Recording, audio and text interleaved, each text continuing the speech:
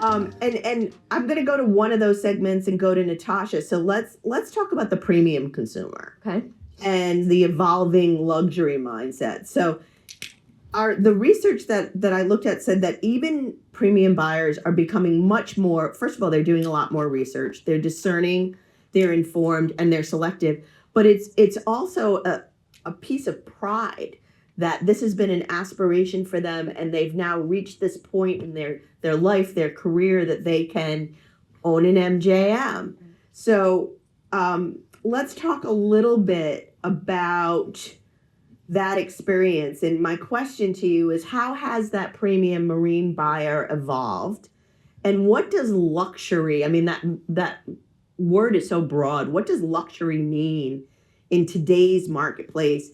And you talked to me about how intentional they are about those decisions and the impact and expectation on the brand to their full lives. That's right. So if you want to speak to that. So luxury absolutely has different meanings to different people, but the luxury buyer who, for example, wants to buy an MJM is really looking at what the brand does, to your point, to their life, right? Like, what is this going to bring to their, to their dock, to their exposure with their friends.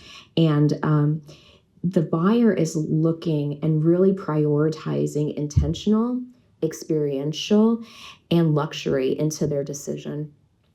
At MJM, we recognize that our buyers are looking for exceptional quality and attention to detail. And I was talking to one of my dealers who's really the dealer principal's really turned into quite a mentor for me, and he said, luxury brands cannot deliver anything except for perfection. And I believe that. I believe a luxury buyer needs to step onto a vessel and know that everything is crafted exceptionally. And not only that, but that they're going to have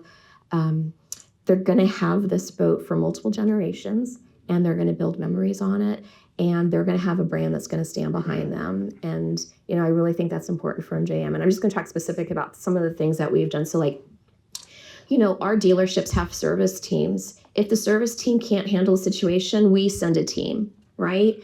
We are going to make sure that our luxury buyer knows that we stand behind our product. We were talking about women. So I'm a woman. I'm running a boating company, and there's a lot of women when I speak to our customers, and we had a situation, last year where their husband and wife were out cruising, husband gets injured, and she didn't know how to come in. And so we launched a program called She's the Captain, because we all know she is the captain. And that's a class promoted by MJM, but it's to give our owners, women, the confidence that they need to be able to drive the boat. And that's a form of luxury too. Like you talked about confidence earlier. It's giving our consumer confidence, not only, the husband or the gentleman buyer, but also, female buyers and their wives. So. As they say, the husband might be the head, but the woman is the neck, and she can turn the head and lay the team on. Yeah. So, seriously, like we've really evolved our brand kind of with that intention, because, a couple years ago, I felt like the MJM brand was luxury, but almost kind of sterile with the colors and whatnot. But we've done model year changes now where we've considered a woman's feeling when she's walking on the boat. So now it's ultra leather. It feels like butter under your skin.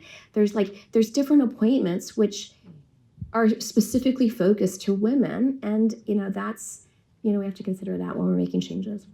And do you think that there's a tension between craftsmanship, innovation, and scalability? Absolutely. So innovation doesn't always mean better. Innovation sometimes can completely compete with craftsmanship. And I think scalability too. You can try to grow a brand so quickly that you lose your attention to detail and you lose your quality level. And sometimes when you scale too fast, you lose the scarcity effect, right? So especially if you have a premium brand, you don't want to see it on every corner. You don't want to have 300 or 400 units coming out of manufacturing facility. We need to keep our brand premium. It needs to be luxury, and it needs to be wanted. And so you have to consider all of those things. Yeah, that behind the velvet robe. That's exactly right. That's exactly right.